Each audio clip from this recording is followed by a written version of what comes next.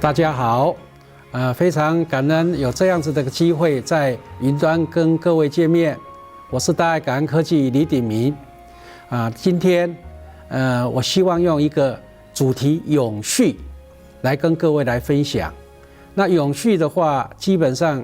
可以分为3个阶段，第一个是人的永续，第二个是物的永续，第三个是慈济的永续。上人都希望弟子们能够熏法香。那有一次我在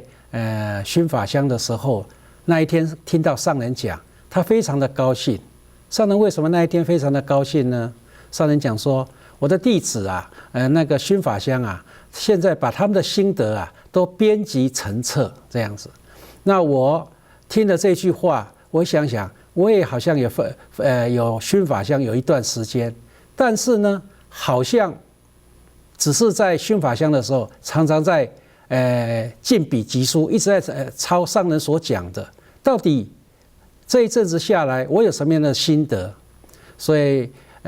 接下来几天，我就在开车的时候就会想，到底熏法香有什么样子的心得呢？那最后呢，我达到了自己的一个感受，就是6个字：有为法与无为法。那有为法在慈济的这个道路上，我的感受最多的话，就是借着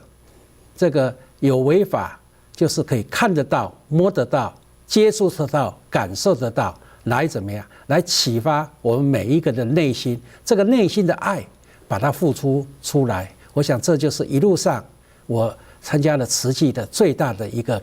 感受。好，那首先要讲到人的永续。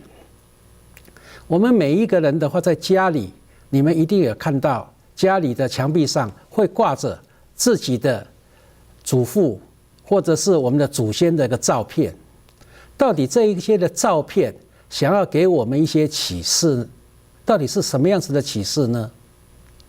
那很多人我也请教，就问了一些我们的师兄姐，你看到了你在墙壁上的这一些祖先的照片，你到底有什么样子的感觉呢？很多人讲说，哦，对啊，这个照片我可以了解到，看到我的祖先到底是长得什么样子。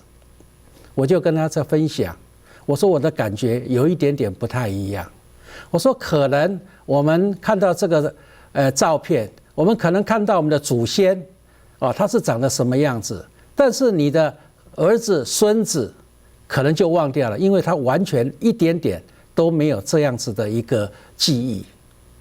我的感觉的话，在墙壁上挂着我们祖先的照片，最重要要给我们的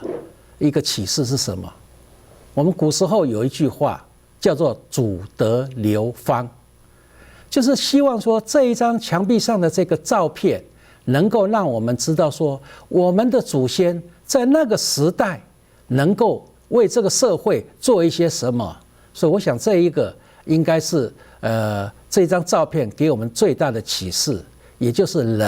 我们人生命可能是会有限，但是怎么样子把这个爱心，把这样好的德行能够传达下来，我想就是这一张的照片的一个最大的意义，而不是我们一般所讲的祖相流芳，不是那张相片，而是祖德流芳。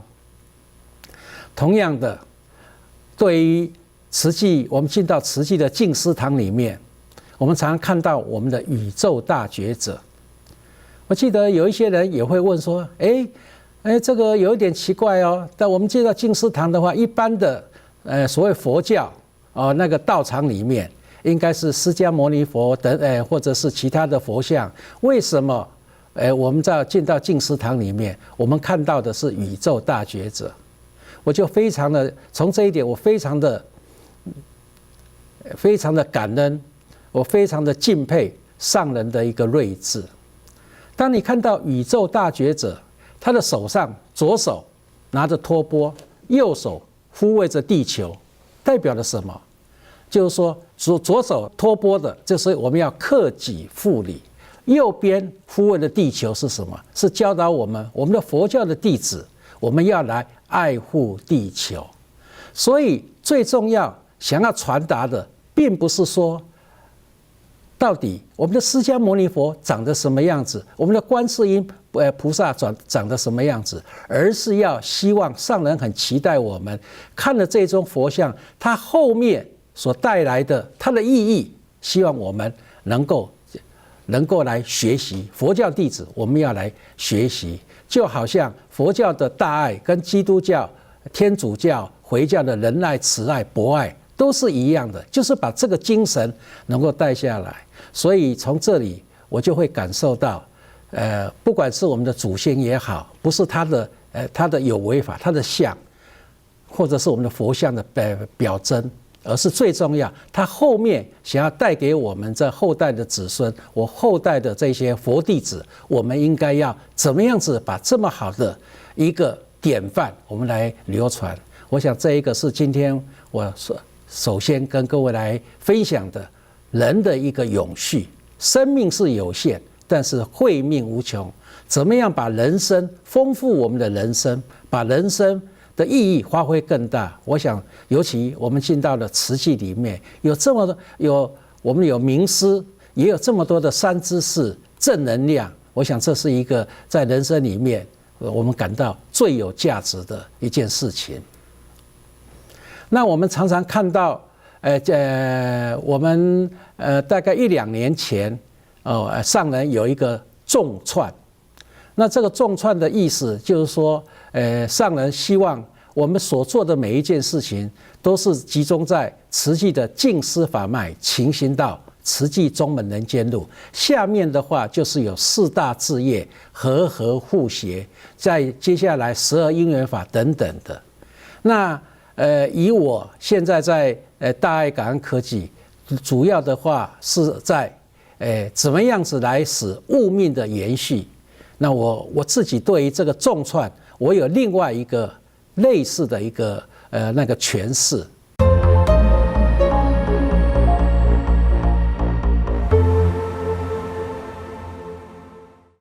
我们所努力的一个方向没有错，还是人间路、勤行道，不是在天上，也不是在地上，而是我们在人间路里面做。在这个非常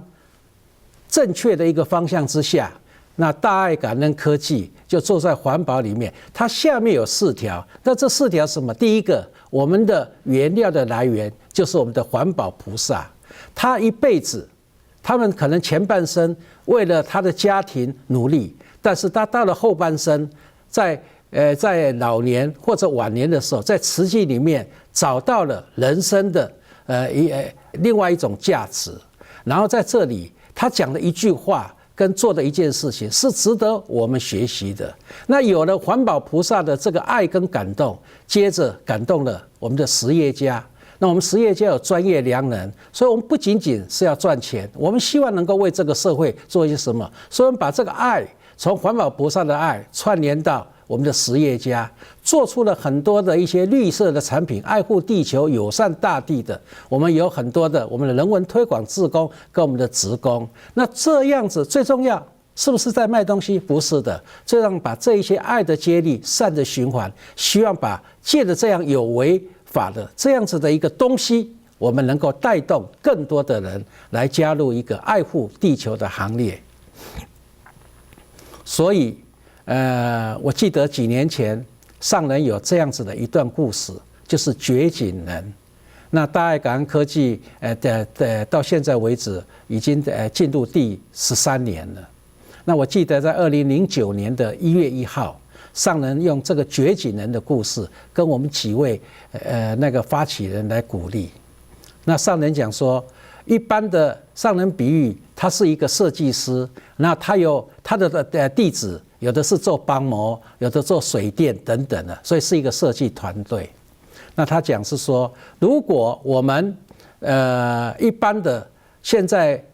气候变迁，我们常常会遇到地球暖化，常常有水灾旱灾。所以呢，上人说，如果一般的设计团队如果要解决水灾跟旱灾，最好的方法是什么？筑水库、水坝。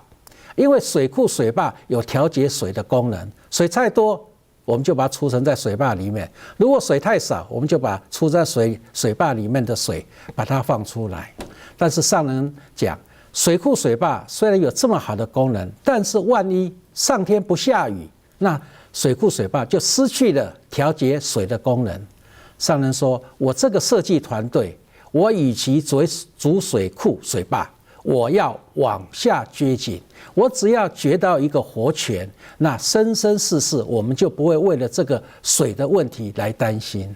所以。”我相信，在很多的慈济的师兄姐，或在我们的人生的道路上，我们怎么样子来永续？我想，在上人的这一句话给我们的是一个最大的一个鼓励，也是一个方向。希望我们每一个人都能够作为一个掘井人。所以，我们看到慈济的四大志业，上人把慈济的四大志业，包括八大法印，都是每一个都是活泉，而是在不同的事业体里面，每一个人都是掘井人，我们发挥我们的良能。好，那接下来我来让大家利用这个机会来跟各位来分享大爱感恩科技。那大爱感恩科技是一个物命的，怎么样子来永续，人的永续，物命的永续。那它是一个绿色的一个社会企业，全世界没有。所以我们从这一张的图表就知道，虽然在2008年12月10号是我们的几位发起人成立这一家公司，但是我们在2009年我们就把这一家公司完全捐给了慈济，所以这一家公司是全世界应该是没有的一个绿色产业的社会企业啊。那当然上人有一次也跟我们开示，其实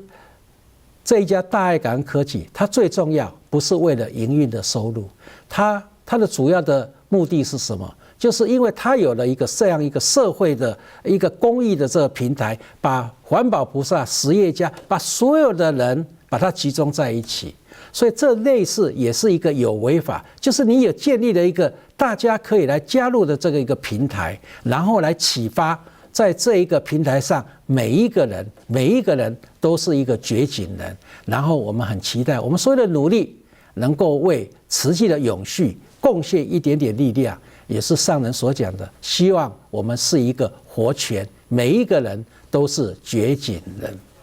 所以大爱感恩科技有2个非常重要的一个使命跟愿景，也是所谓的有为法跟无为法。有为法是什么？为慈济的永续为活泉，这也是有为法。我们希望人没有办法永续，但是只要有大爱感恩科技这样子的公司，我们就会有第2代、第3代的我们的同仁们继续爱的接力，把这个爱，大家结合大家力所做的任何的一个成果回馈给慈济，让慈济把这个爱发挥更大。第2个更重要的。因为有了大爱感恩科技的这样子的一个平台，我们希望借着有形的产品，能够让大家能够感受到惜福爱物，然后来爱护这个地球。所以这个也是我们上人每年的3大那个愿望里面最重要，净化人心为使命。好，所以我想这2个是大爱感恩科技非常努力的，也是一个物命，不是只有一个单纯的一个产品，绿色产品，而它有它的一个努力的一个方向。那接下来看到这一张有一个奖状，这个是一个在应该是2014还2015，大爱感恩科技去参加一个全世界的在瑞士举办的一个叫做绿色产业的一个比赛。那大家都知道，全世界大概有将近上万家，超过1万家以上的很多的这一些绿色产业，它每年就会选出10个 category。有的人可能是绿色产业有很多，有的人可能做有机organic， 有的人做太阳能那我们大爱感恩科技的是做 waste management 的，就是废弃物管理。所以呢，我那个从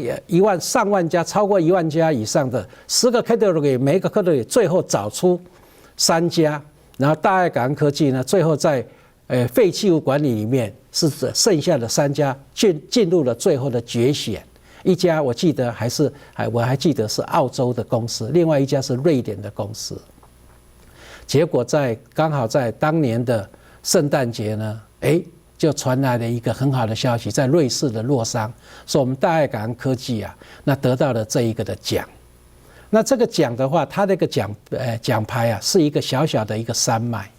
那其实对这个奖啊，我内心啊有一个非常澎湃的一个感受。为什么？因为就如我们如果得到很多的奖或肯定的时候，大部分都会有一个叫做得奖的一个原因，这样子，它会放在它的网站上。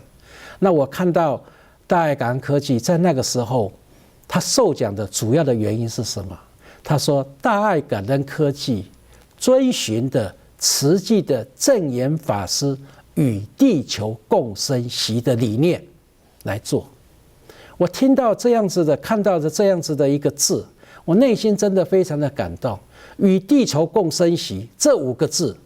是你看不到、摸不到，其实它就是如我刚刚所讲的无为法，它就是与地球共生习。你一定要从你的爱心，但是你这个爱心是怎么来？就是借着有为法，你把它启发出来。所以这一些的外国的这些评审，虽然大爱感恩科技只是一个成立大概没有几年，但是他竟然能够了解到大爱感恩科技的一个努力的方向，就是借着这一些的绿色的产品，把大家每一个人的爱心能够让大家能够感受，而能够启发出来。我想这一个是我到现在为止还是非常心里跟我们的同仁，我们都非常的那个引以也不能讲说是自豪的，是认为就是说真正的我们的努力的方向，外国人终于看到了。那里面我们看到当天得到的一个奖是一个山，这个山是代表什么？代表了欧洲的最高峰在阿尔卑斯山。那它有个主峰，那它这个主峰的话非常的高，所以他也跟我们讲，就大爱感恩科技，你们啊，这个在一个在欧洲非常高的，你们能够爬到一个这么样子的主峰，表示说你们非常的用心，这非常困难的这个你们能够达到。那我现在常常把这个奖牌啊旁边就放几只小蚂蚁。我们在佛教里面有看到有一个叫做须弥山的小蚂蚁，我们在慈济世界何尝不是如此呢？我们的上人带着我们常住师父跟我们所有的弟子，就是从50几年来就一路走来，始终如一，怎么样净化人心，祥和社会啊！所以我在这里面常常把这样子的一个奖牌在我们的门市或展场，我就来跟他们讲，我们大爱感恩者物命的延续，我们是怎么样子去延续？我又有想到，古时候啊有一个故事叫做什么？叫做愚公移山。很多人啊会误会，愚公移山不可能啊，山是一个固定的，你怎么愚公？你怎么样子？你怎么可以把这个山能够把它移走呢？那其实我慢慢的我又感触到了，其实他想要传达的不是说他是一个愚公，不聪明的一个老先生或年轻人，最重要是什么？他是意志非常的坚定，只要方向是一个对的，他就锲而不舍，不管遇到任何的问题，他会就要努力下去。我们看到慈济世界一路走来，筚路蓝缕，难道不是这个样子吗？那当然，大爱感恩科技在一个物命的循环里面也是如此。它是一个没有一个教科书，但是我们虽然没有教科书，但是我们有广大的这么多的我们的善知识，我们的师兄姐认同我们绿色产品、绿色爱护地球、惜物爱护的这些理念，跟着我们走，所以我们一路上走来，就处处的感受到人间的一些美善。那常常我有时候在分享的时候，也跟人家分享另外一件对于物命的。常常我们看到有个叫做环保活动，另外一个叫做环境教育。那环保活动跟环境教育最大的差别是什么？我们常常在夏天的时候，秋天啊，那夏天过了，那很多人去游泳啊，但是在海滩就有很多的垃圾，对不对？那我们就很多的老师带着小朋友说，我们今天我们去净滩或净海啊，或净山啊等等的，分成几队。那这个叫什么？这个叫做环保活动。但是环境教育跟环保活动最大的不同是什么？当我们把环保活动做完了以后，我们往后一看，哇，这整个沙滩这么干净啊！我们真的是为这个地球付出了一个，这是一个叫做环保活动。环境教育最大的不一样是把我们今天环保活动里面我们所回收进来的东西，我们把它倒出来，我们来看一下哦，里面有什么？哦，里面有保特瓶，有什么？有饭盒。然后有那个等等的一些牛奶瓶啊等等的，那到底这样子的一个环保活动带给你什么样子的启示？那我们的小朋友一定会讲说：哦，对哦，老师，我们呢，你看看我们，因为大家就是随便用了一次性的产品，所以我们以后要带环保碗筷、环保杯。对了，这个叫做环境教育。所以环保活动事实上在刚刚上人。就是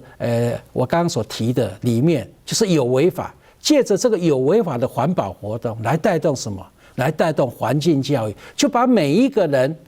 本来的，我们古时候有一句话叫做人性本善，把这个爱心我们把它启发出来。所以环保活动难道不就是有违法？环境教育不就是无违法吗？所以这是一个相辅相成。你没有借着一个有违法可以感受的，你没有办法去把你的内心的这个爱心能够启发出来，所以我想这个也是一个让我们有一些启示的。接下来大家看到大爱感恩科技一路上来，到今年已经进入了第13年，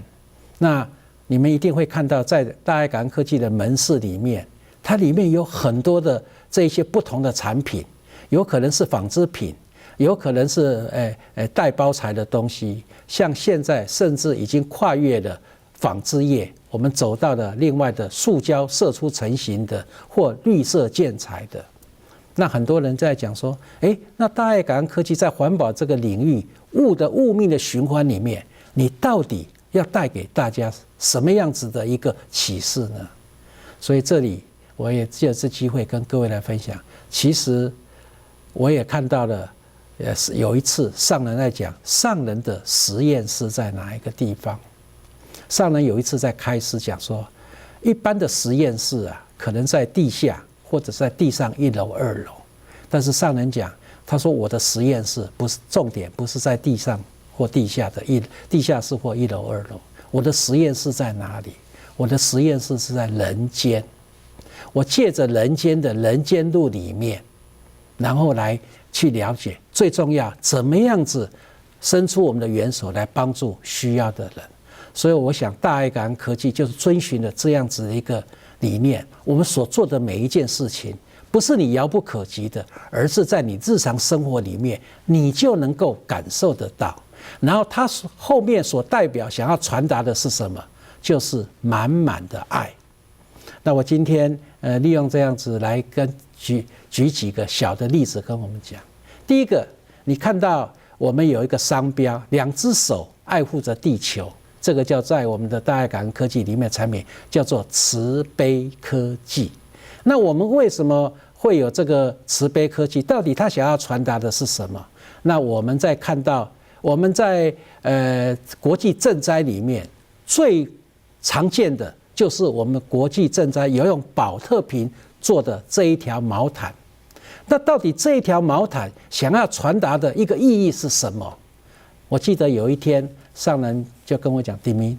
你知道山东有一家纺织公司，他们也在用保特瓶回收做的毛毯吗？我说报告上人，我知道。我甚至知道那个阿酋航空 A380 的经济舱里面，它所有的毛毯都是保特瓶回收做。那到底我们大爱感恩科技做的这条毛毯，实际全世界在抚慰、在赈灾的时候，到底这一条的保特瓶回收做的毛毯，跟其他的山东的、跟阿酋航空的，到底它除了它的材质都是用保特瓶回收，它到底有何差别？今天我利用这个机会跟各位来分享，它最重要有4个不一样的想要传达的一个理念。当我们的师兄姐90度的把这一条的赈灾毛毯转交给我们的灾民，跟他们讲，这是来自于台湾慈济，而且是用宝特瓶回收做的毛毯。这些灾民可能他不知道台湾在哪里，慈济是谁，他可能不知道，但是他看到的这一条毛毯，就从内心油然升起了对于慈济、对于台湾的一个尊敬。然后里面我们又跟他讲，这是用宝特瓶回收的啊，宝特瓶回收本来是喝完丢掉的，它是一个千年不化，竟然慈济人能够把它做成这一条很温暖的这个毛毯，所以这一些的灾民，他们看到这个感觉不可思议。第二个，上人也有讲，苦既拔夷，要复为说法。那我们就希望说，现在这些灾民，你们是手心向上，对不对？我希望你能够手心向下。但是灾民一定跟我们讲说，我怎么可能手心向下呢？我就这一次因为受到了一些风灾啦、地震等等的，我的财产可能没有了，甚至我的家人受伤往生了，我怎么可能变成手心向下呢？我们就跟他讲，刚刚你拿到的这一个的赈灾物资的毛毯是什么东西做的？他说宝特瓶啊，塑料瓶。灾区里面周捐你环顾一下，什么东西最多？原来是宝特瓶。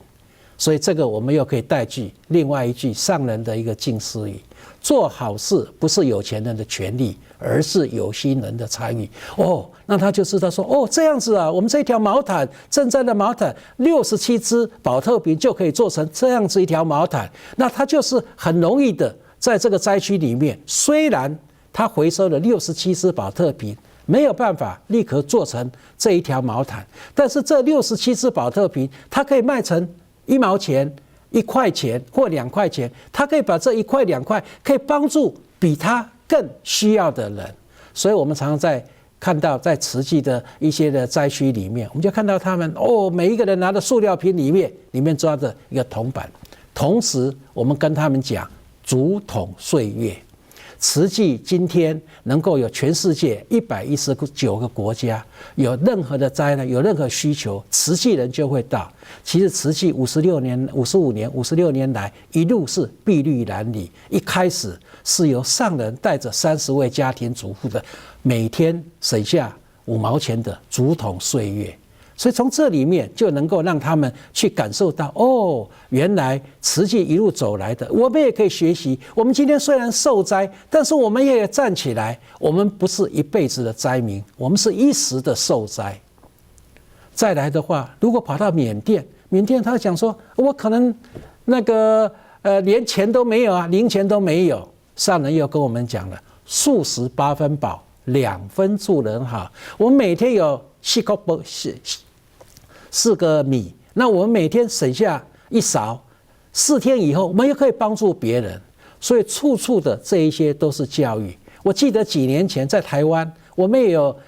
有一个这样子的一个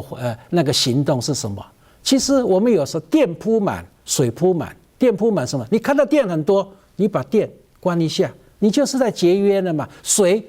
一块省水，水不要开太大。所以好事其实都任何的事情不在于说那个事情的大小，任何的事情只要你认为这是一个有益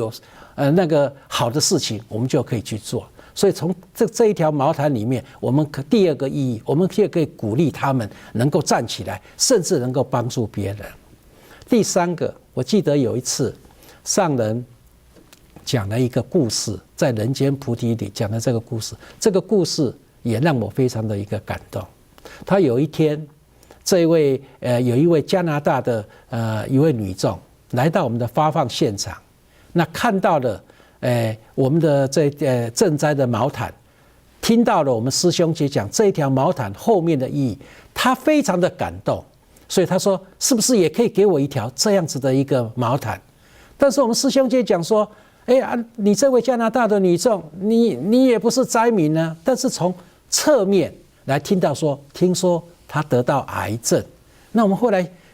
脑筋急转弯，我们要有弹性嘛，的确。这个如果他有癌症，也是需要关怀、需要帮助的，所以我们就授给他这一条非常有意义的毛毯。但是呢，这位加拿大的那个师姐女众啊，她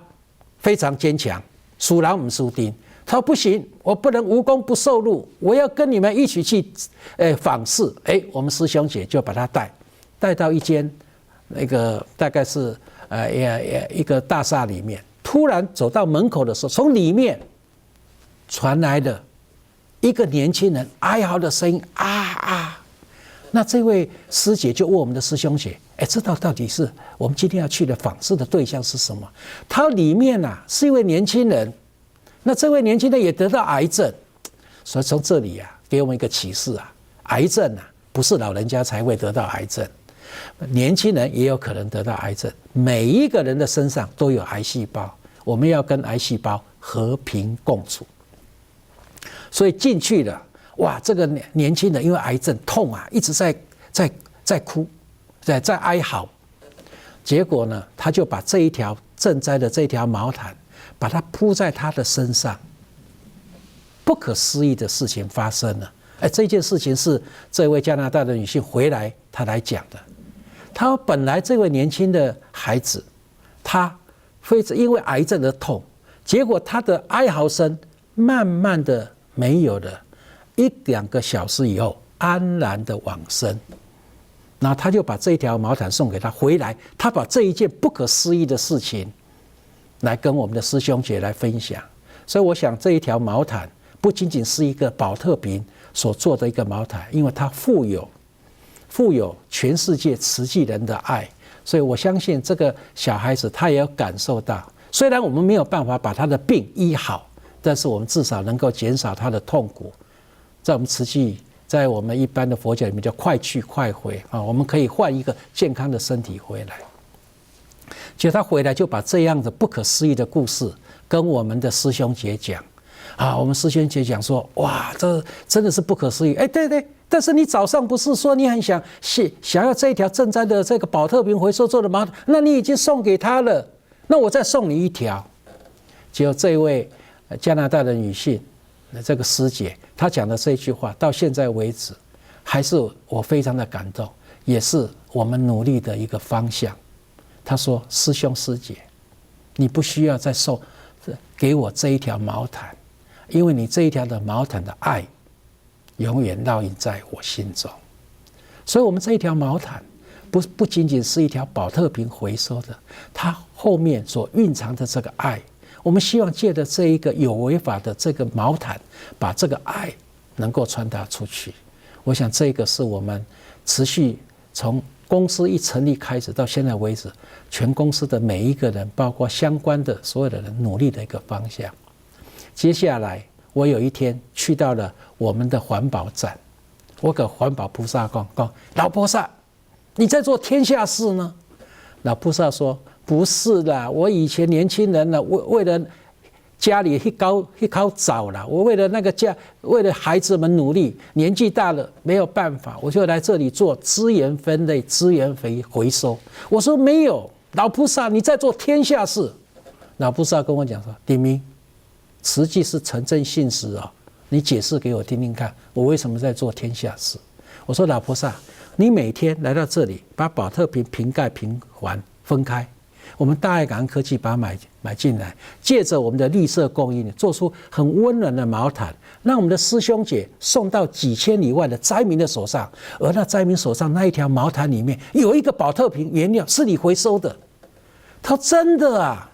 所以我就跟这个老奶奶讲，我说从今天以后，你回去，你跟着你的老伴，你跟你的儿子、媳妇，跟你的孙子讲，说阿嬷。现在每天不是到慈济的环保站在做资源回收，在做资源分类。阿嬷去到慈济的环保站在做什么？在做国际赈灾了。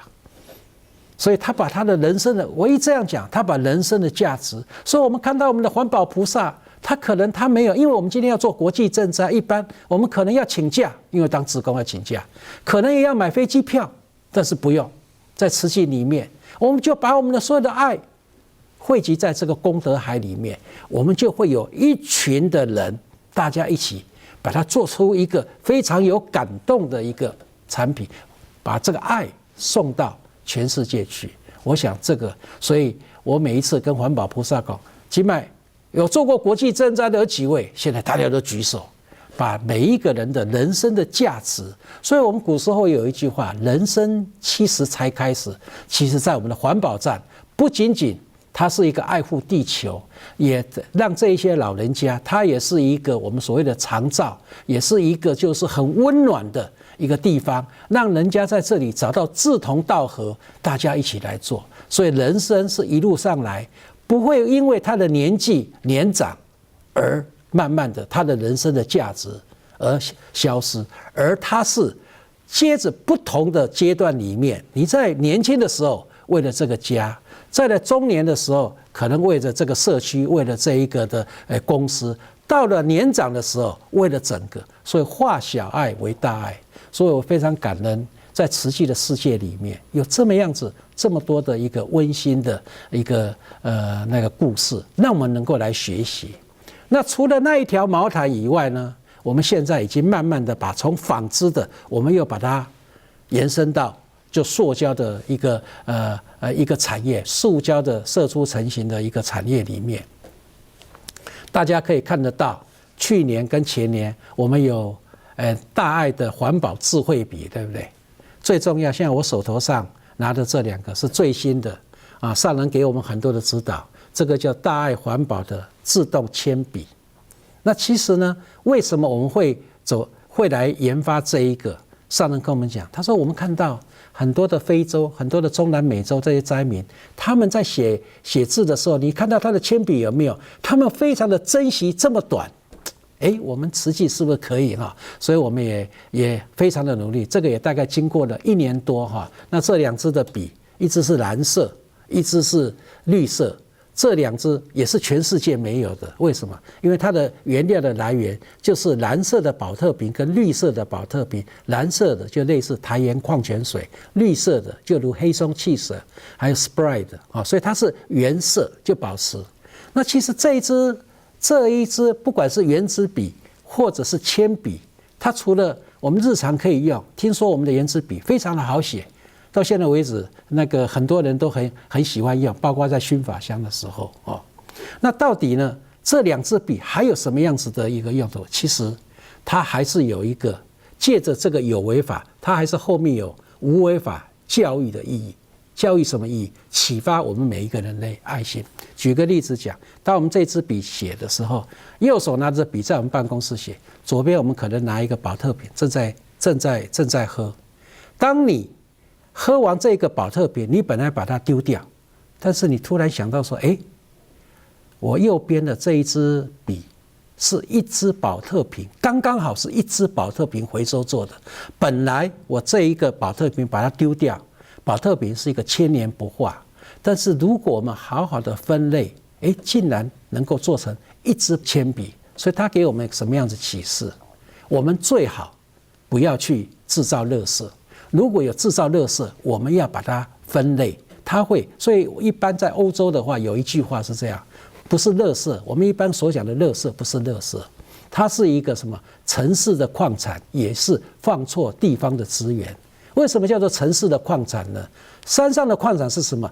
铁矿啊、煤矿。海中的矿产是什么？是那个石油。城市的矿产就是我们所讲的垃圾。事实上，它是一个放错地方的资源。只要我们好好的一个分类，我们就可以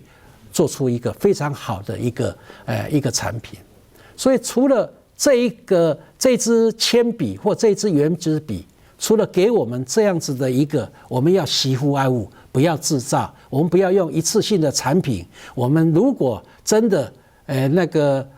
不得已，我们就少用或重复再利用。真的坏了，我们还可以修理。最后我们还是分类能够把它做出这么多有意义的产品。然后很重要，这一支笔，我们的生命是有限，慧命是无穷。所以呢，我们生命我们没有办法自己控制，但是呢，上人也跟我们开示，我们如果一个人活了50岁，我们的日记就是50页；我们有80岁就是80页，100岁就100页。所以不管是50页、80页、100页，这个页数我们没办法控制，但是我们可以控制什么？我们可以掌握什么？我们可以掌握我们在世界上的每一件事情，我们的那个每一天的日子里面，我们怎么样如何丰富我们的人生？所以这支笔，我们很期待我们所有的师兄姐拿着这一支笔，除了有惜福爱物的这样子的概念之外，最重要拿着这一支笔来丰富我们在世的每一天，把这样好的行仪我们继续的传达下去，我相信整个世界上就会变得更好更美满。那接下来很多人也会来问说，保特瓶很好，保特瓶回收，那做成的那个衣物或者是刚刚讲的李师兄你讲的这些笔，但是呢，接下来坏掉了还不是一个垃圾呢？所以我们呢有一个概念叫做摇篮到摇篮，也就是类似回收到回收的一个概念。我们大爱感恩科技现在已经做到回收、回收再回收，这是什么一个概念呢？摇篮到摇篮的概念就这样：当你一个产品，那就好像我们小孩子，当你生下来的时候，就在摇篮里面吧，对不对？父母亲照顾你，然后完了以后，一般叫做摇篮到坟墓。摇篮到坟墓的意思说，你生下来在摇篮，但是当你往生的时候，就要进到坟墓里面，火葬或土葬，这叫摇篮到坟墓。但是在我们的这个物命的延续里面，有一个叫做摇篮到摇篮。他希望你虽然你今天原料做出来的产品，你不会到时不会去焚烧或埋在地上，而是这个的产品可以成为下面一个产品的一个原料。所以我们在一个闭锁的一个工业循环里面，你可以重复一直在使用，而不会为地球在增加更多的一些所谓的废弃物等等。所以这个也是我们大爱感恩科技现在正在努力的一个方向，就是说除了能够做出一次性产品，那我们希望借着我们的研发设计的能量，我们能够把它，因为每一次当你原料成品做出来，到了一次性完了以后，它的物性就会降解，你要回收再利用是有它的困难度在里面，所以我们就有很多热心的我们的那个研发部的同仁，再把它的物性提升，然后再能够做出第二项。所以我们你们到大爱感恩科技的门市，可能会看到一个眼镜，可能看到一件背心，它就回收再回收。那最重要，我们是要传达的是什么？传达就是说，很多的东西我们要惜福爱物，是这个样子。那我们最近除了刚刚所谓的射出成型纺织，我们现在还做到绿色建材。那现在最头痛的一个问题的话，就是很多的废弃纺织品啊，我们现在都是要焚烧，甚至因为现在经济不景气，甚至这些旧衣服你要到东南亚去都没有这个贩售的一个渠道等等的哈。那当然这一些东西是有它的困难度存在。那我们大爱感恩科技啊，现在在大爱塑木的部分的话，我们最重要就是其实大爱环保塑木，你们可以看到市面上很多，但是我们大爱环保塑木它有分好多的阶段。那因为今天时间关系，我就不再赘述。不过它最重要就是把我们一般所讲的海洋废弃物，或者所谓的塑胶的这一些制品，不管是保特瓶啊、牛奶瓶啊，甚至塑胶袋等等，加上我们的研发的能量跟一个制程的一个管控，所以我们就做出了很多的这一些的那个大爱塑木。那大爱塑木最重要也是让你知道说，它的这些东西都是我们认为是不要的，但是我们经过大家的努力，我们就可以看到。所以，这个大爱环保塑木，我们可以在我们很多的置业体里面啊，如果大家有空啊，如果我们到金色大楼旁边比较红色的，相对比较红的那一块，就是用大爱塑木做的啊，包括嘉义啦，或者是有学校。或学校的，或者是板桥园区啦，像这一张是在苗栗园区的，我们有桌椅啦，还有这一些那个塑木，这一些都是哈。那甚至到日本啊，日本的在我们在推广的时候，我们也希望那个师兄姐，那我们也做了个简单的在除了把爱传出去。我们慈济环保30年里面的那个环保的爱在哪个地方，我们就在这里给他们能够去推广。那再来，我们在厦门的西科最近也是非常如火如荼的在建设当中哈。那我们最重要把大爱人文馆能把它结合起来啊，除了生活的环保、心灵的环保，让大家尤其我们两岸之间最重要是如何祥和社会哈，爱护地球不是一个人，而是大家要做的哈，所以我们大家有这样子的共识来做。那这个包括菲律宾啊，有个荷花池也是用大爱塑木。其实这一些东西最重要还是借着这个我刚刚一开头所讲的有为法来带动这个无为法，把每一个人最重要嘛，看到这个东西就把你的这个内心的爱启发出来。常常有人在讲说啊，你做这人，那我才讲说，其实啊，慈济人跟非慈济人啊，我个人的一个诠释是这样。其实慈济人的话，就是经过上人，经过我们的一些师兄姐正能量，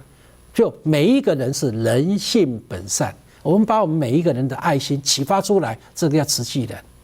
非慈济人呢，不是没有爱心，还是有爱心的，只是每一个人的话，人性本善，都有个爱心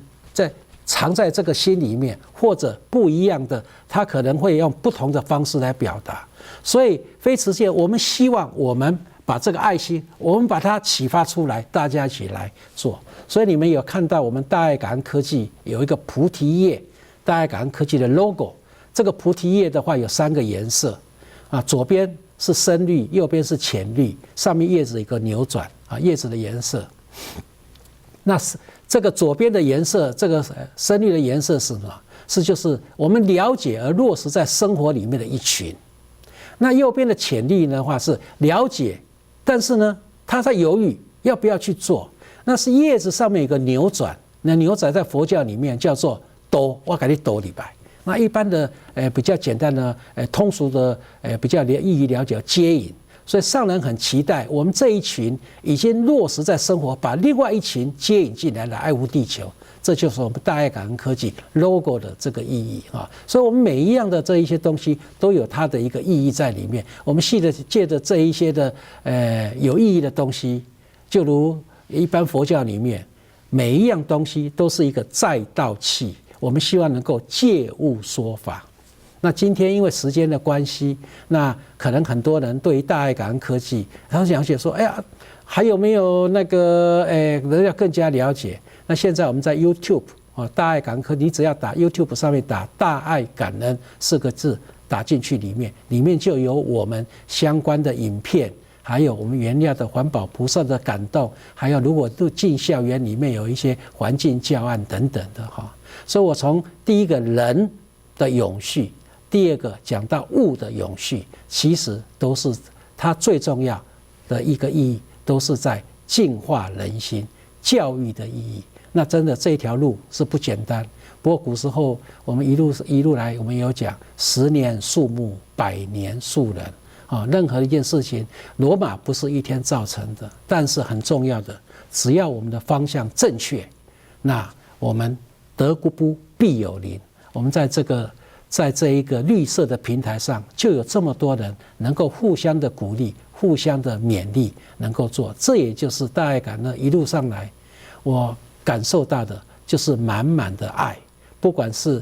与环保菩萨的爱，让我感动。很多的实业家参加了我们的这绿色供应链里面，他就知道说啊，我做好事的话，还不见得一定要捐钱，一定要当志工。对，你发挥你的专业的良能。就在这一个平台上，所以一般我常常也举另外一个例子，在做生意的时候，我跟我们的合作伙伴，我不讲那个叫做代工厂，代工厂我是老板啊，你是替我代工，不是合作伙伴，大家共同成就一件好事。我常跟我们的合作伙伴这样讲，我说，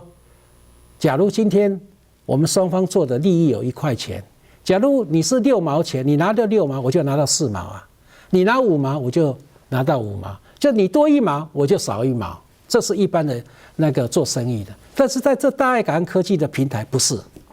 今天的话，我们共同成就一件很有意义、很有感动、很有温度的。你只有贡献4成，我贡献60%，你一定会感觉说不行啊，我一定要在这里面，我要贡献的更多啊。所以在这里不是一个金钱的一个增减，而是一个怎么样子大家的努力，把这个爱注入到这一个产品，让大家能够去感受。我想21世纪就是一个普世的普世价值，就是爱护地球。所以我们大爱感恩科技跟着慈济到了气候变迁联合国的各项的那个会议里面去跟他们去做一些活动等等的或分享。最重要的，常常我记得那个有一次见到了那个教宗。那我们的林执行长跟他讲，你看看我的全身啊，除了西装、领带、衬衫等等，都是用保特瓶回收做的。甚至我们在一次联合国的一个那个小组的对谈，有一个非洲的克曼农的一位女士，看到我们全身都是衣服，这个结果呢，我们的师兄可能有一位师兄姐讲说，你把这个我们的大林慈院在展示的这个林副院长，把他带到非洲去。其实要带过去的不是他看得到的这一些的衣服，我们最重要传达的是什么？他们身上，我们每一个人身上所穿的这一些环保的衣服，它后面就是代表了满满的爱。这个爱不是一天，而是日积月累的。那没有这样子的产品，我们就没有办法去感受。所以我们很期待今天也是一个很难得的一个机会。那我们有借着这样让大家知道说，大爱感恩科技它主要的在推广，还是在推广这个产品后面想要跟大家传达的爱，希望我们大家共同把爱传出去。所以其实慈济的环保在一般的来讲，它叫做一条龙2个循环。什么叫一条龙？一条龙就是非常的完整，2个循环就是经济的循环跟心理的循环。这也是我们严执行长我从他那边学过来。经济的循环就是你看得到的有违法，很多人可能是用保特瓶做成什么，有的人是用塑胶袋，有的人可能用轮胎等等，这全部都是经济的循环，非常的好。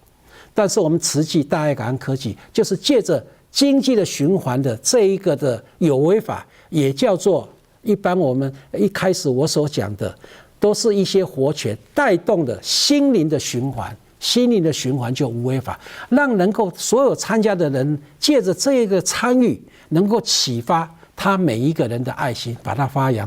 扬光大。我记得有一天严师长跟我讲说，我们鼎明我们的经济的循环跟心灵的循环，好像经济的循环就身嘛，心灵的循环就心嘛，还少了一个叫灵啊。那灵不是灵魂，精神 spirit。所以我后来一直在想，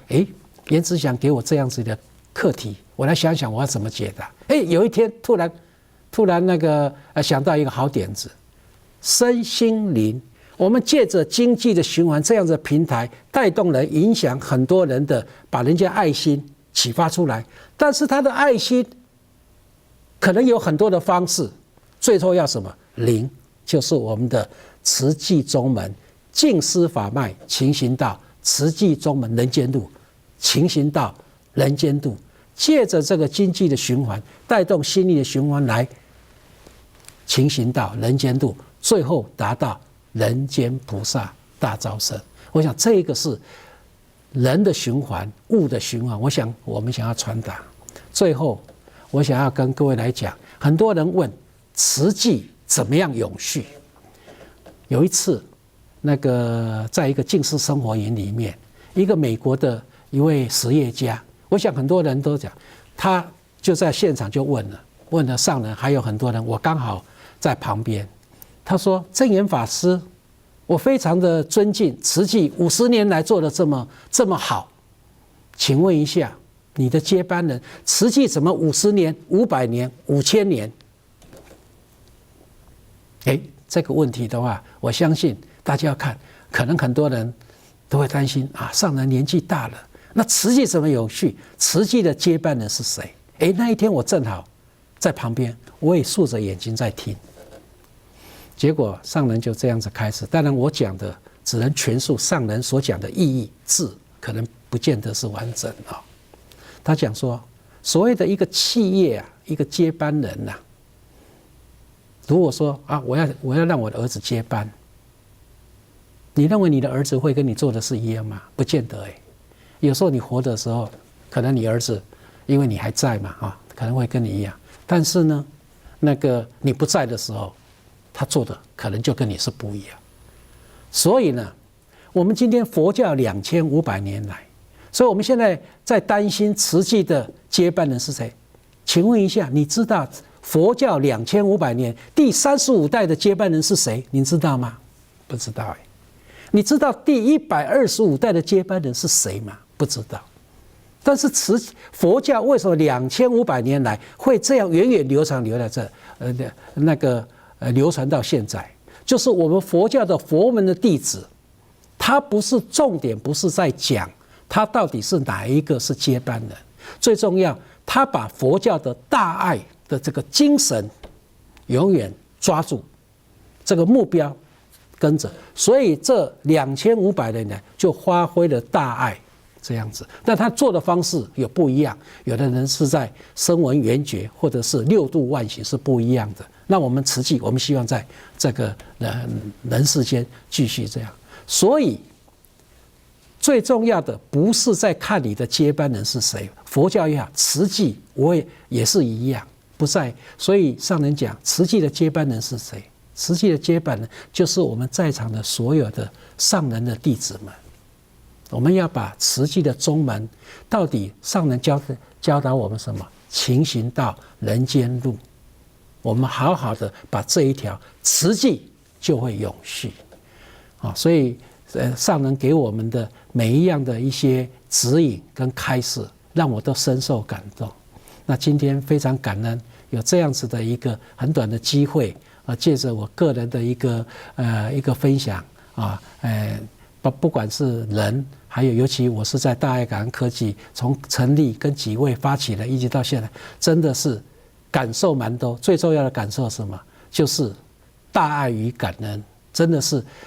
能够发挥这样的大爱，要感恩所有的人。所以最后还是用我的名字啊来跟各位，我常在分享的时候说，我叫鼎明嘛。那以前还没有参加慈济的时候，人家怎么介绍，让人家在10秒钟立刻记得你名字，叫鼎鼎大名。虽然字不太一样，叫鼎鼎大名，鼎明，人家记得。但是啊，上人跟我们讲，我们进到慈济里面，我们要微尘人生，奈米良人。什么意思？微尘人生，就你要缩小到一个沙子跑到人家的眼睛里面，不会点掉，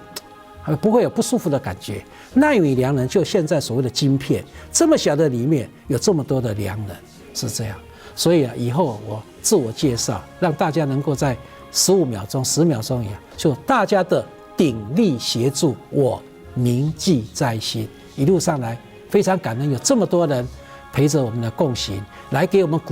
鼓励跟指导。谢谢大家，感恩大家的聆听，谢谢。